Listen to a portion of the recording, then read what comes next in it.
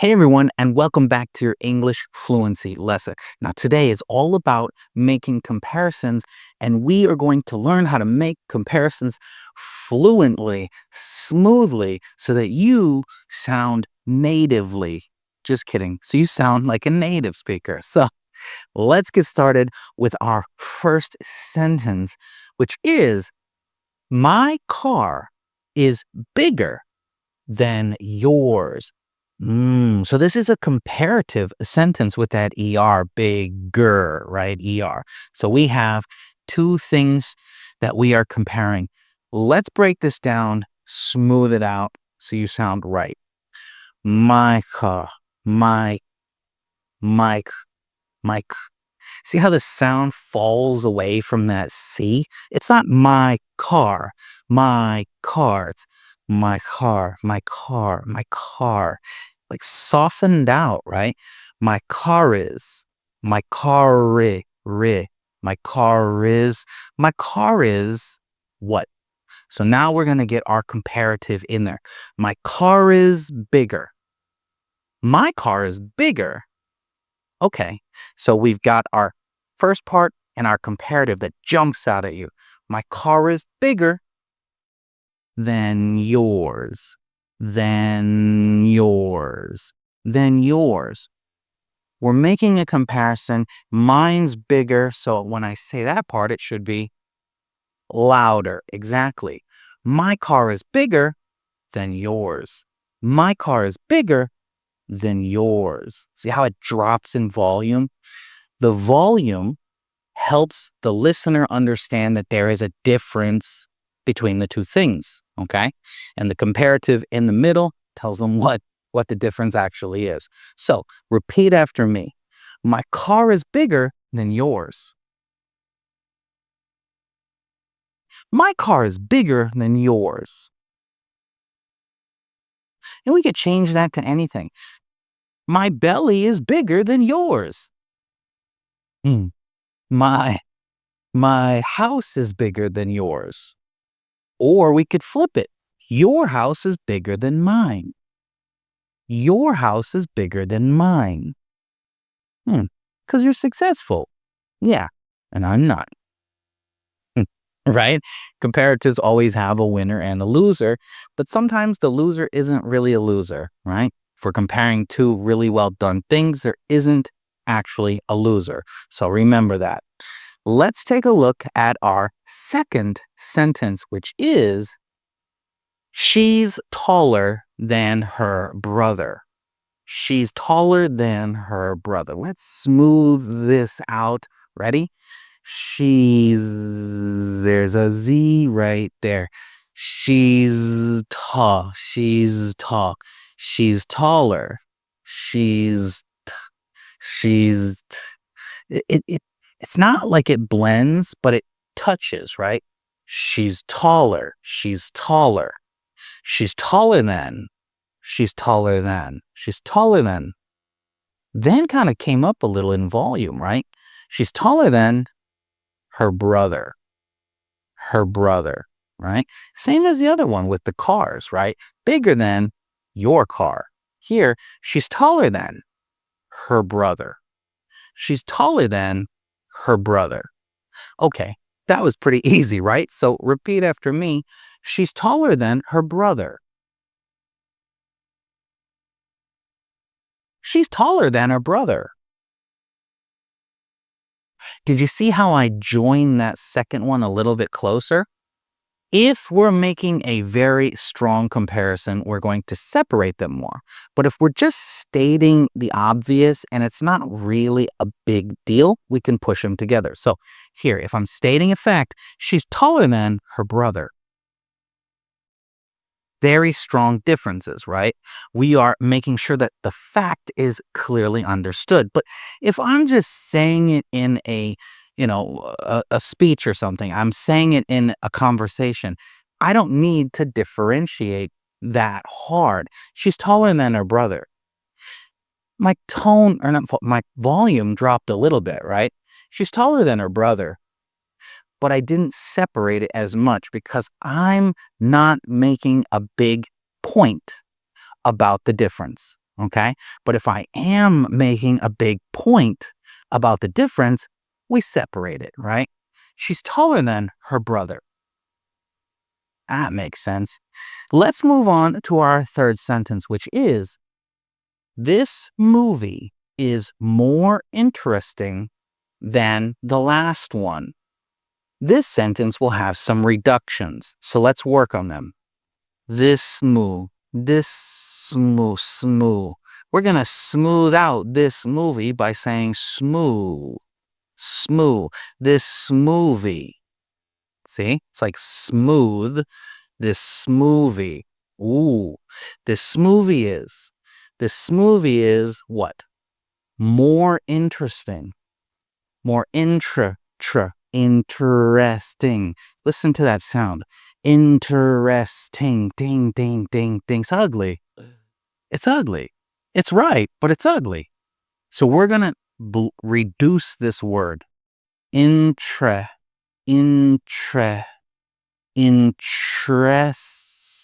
It's almost like dress, but ch with a ch. Interesting. Interesting. More interesting. See, we reducted. We reduced that word a little bit. This movie, nice and smooth, right? This movie is more interesting. This movie is more interesting than the last one. We're making a point here, so we're going to really break those apart and enunciate each word. Then the last one, then the last one, then the last one. This movie is more interesting than the last one. So repeat after me. This movie is more interesting than the last one. I agree. This movie is more interesting than the last one. I think so too. Or I could disagree. I disagree. I think that movie is more interesting than this one. You can reverse it. No problem. That movie is more interesting than this one. You're wrong. Let's move on to our next sentence, which is, her work is as good as mine. Cool. Her work is as good as mine. We're going to really, really blend this one. You ready? Her work. Why didn't we smooth that out and blend it and put them all together? Because it has to stand out, right? Her work. What? Her work. Her work is. Her work is. Her work is as. Her work is as. Hear all those Z's in there? Her work is as. Her work is as good. Her work is as good. Her work is as good as mine. Her work is as good as. Her work is as good. Good with the D. We blended it to the DAS, to the as, right? But we kept that Z sound. Daz. Her work is as good as mine. Her work is as good as mine. Her work is as good as mine. I think you're ready, so repeat after me. Her work is as good as mine. Her work is as good as mine. Her work is as good as mine. Yeah, now just speed that right up. Her work is as good as mine. Beautiful. We are cruising through this, right? We are just ripping through here. Now, let's practice our fifth sentence, which is, I have more books than you. I have more books than you. Well, it used to be true, maybe, but I don't have my book library anymore. I donated it. So let's work on smoothing this sentence out, which isn't true for me anymore, but maybe it's true for you. So I have more. I have more. I have more books. I have more books. I have more books. I have more books Than. We're going to have that S and just push it over for the T. Than. I have more books than you. Than you. Than you. Do you hear that S to T? It just touches and becomes a T. I have more books than you. Repeat after me. I have more books than you. You have a lot, but I have more books than you. I'm a reader.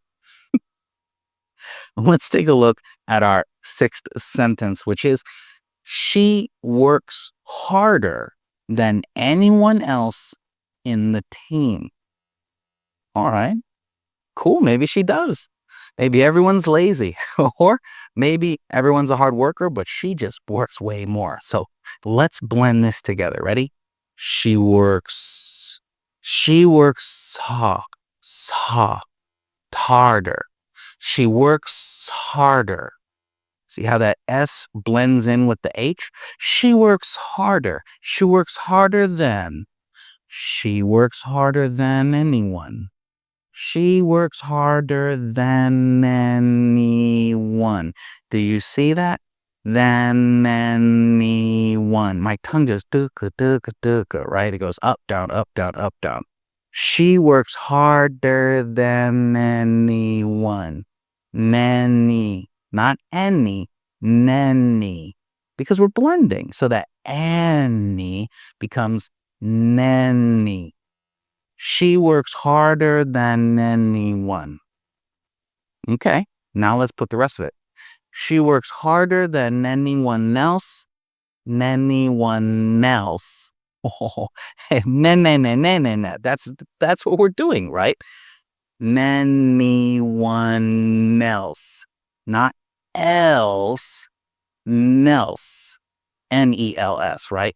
We blended all that together into just this meh sound, okay? She works harder than anyone else in the team. So we're going to enunciate that part, in the team. She works harder than anyone else in the team. Than anyone else. Don't worry, practice it a few times. You will get it, okay? But in the meantime, repeat after me. She works harder than anyone else on the team.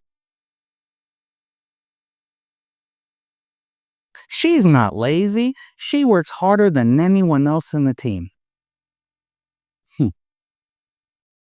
I'll argue all day. She works harder than anyone else. It's kind of cool, right? But that's how we blend that. That's how we make it sound super smooth.